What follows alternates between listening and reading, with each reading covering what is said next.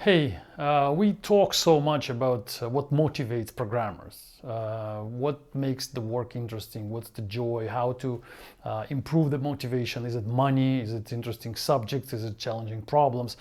But I would like to touch now the topic of what demotivates programmers. What are the things, or basically what is the thing that can ruin the motivation, which can ruin the team spirit or the spirit of a single person?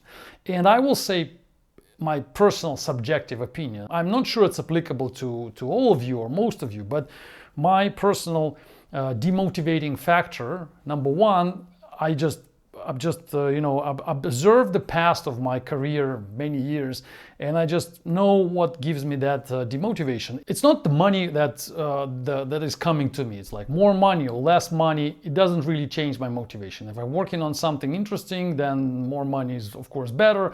Less money is of course okay, as long as it's enough to survive.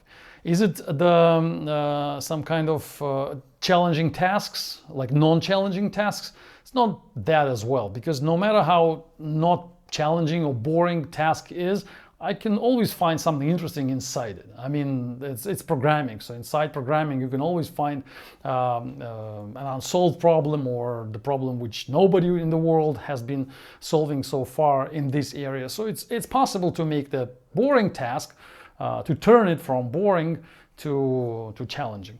So it's not that. What really demotivates me is the fact or the situation when I see that the management, who is my management, is rewarding the people as well as me, or even more than me, the people who I know are less competent, less performant, less productive. The moment I see that, it turns me off immediately. So let's say it's a group of people, I work in a team, and let's make it primitive, like a simple scenario. So it's me and 5 programmers next to me, and I know how they work. I know their competence levels. I know how many questions they ask. I know how many books they read. I know what the quality of code they produce. I know how we work, because we work together. And then by the end of the year, let's say, or by the end of the month, the management comes in and says, all of you get the equal amount of bonus because all of you are great programmers. That's it. I mean, after that, I'm not interested anymore. I don't know why it's coming from. I can do the analysis, why this happens, but for me, it's a signal that the management is incompetent and the management doesn't understand what's going on. The management doesn't know what I'm doing and doesn't know what other people are doing, and that is a very demotivating factor, demotivating event if it happens.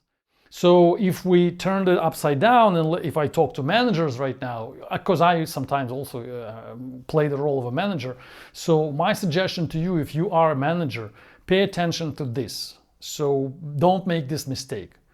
The moment you reward incompetent people, or the people who are not productive, maybe in this particular period of time, you immediately hurt the people who are productive, who are competent. I think the more people competent, the more achievers they are, the more they care about that, the more they want to see the appreciation. That's what they work for. They want to know that they are the best and people know about this. That's what they work for. Most of them don't work for money. They don't work for challenging tasks, because like I said, the money they will get it anyway. The challenging tasks, they will find challenging tasks no matter what you give them. They work for recognition.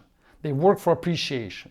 And the moment you appreciate people next to them, the same amount, the same way you appreciate them, you immediately send the message to them that I don't appreciate your work. Because I either don't understand what you're doing, or I just don't care, or I don't have enough time to put the effort into it. I just give everybody the same amount. I just give everybody the same celebration note. All of you are great programmers. Thanks for that. We finished the project. All of you guys are brilliant.